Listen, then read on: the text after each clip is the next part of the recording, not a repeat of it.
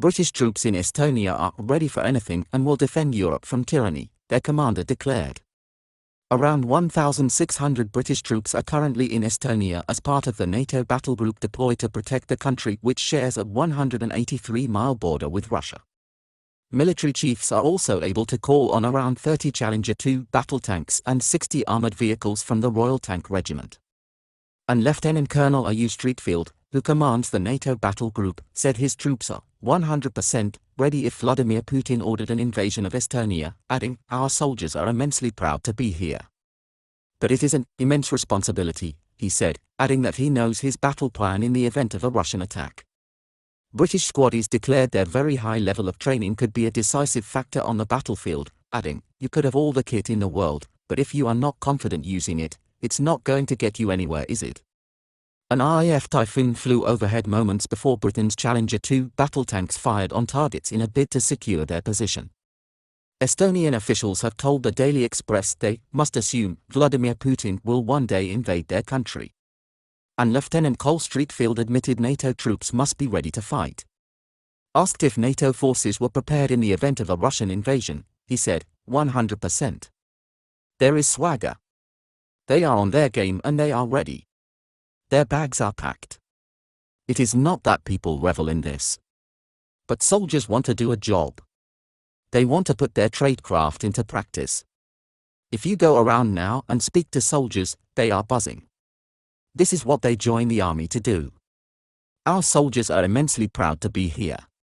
It is an immense privilege. But it is also an immense responsibility. Describing his mission, the British commander said, "It is to defend." It is a really easy word to say, but really complex job to do. The battle group commander said he absolutely knows how he would counter a Russian invasion, adding, "We are getting to know this terrain really well. The training area and the ground we would be defending on has a lot of complexity. But it is a complexity we can use to our advantage. And for the Estonians, this is their terrain. They've defended it before and they will defend it again.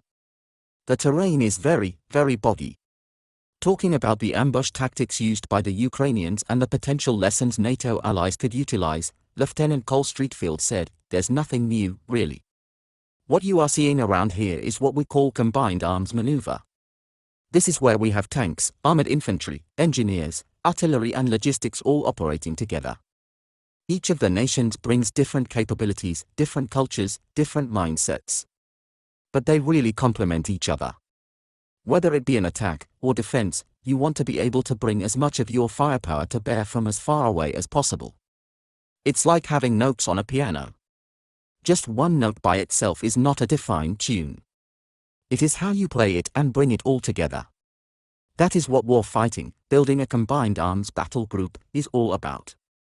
Any scenario that you go into, in any sort of war fighting, even in defensive postures, it is a battle of wills. As you are going into battle, you want to be able to exploit weaknesses, and you have got to be prepared for them to do exactly the same thing to you. So a lot of this is about protecting your own vulnerabilities and trying to exploit theirs. Families of British troops in the battleground were initially quite nervous about the deployment. But the NATO commander revealed, some of the families took time to understand our role because deterrence is such a critical part of not just security here in Estonia, but is part of security of Western liberal values and all sorts of stuff that we take for granted.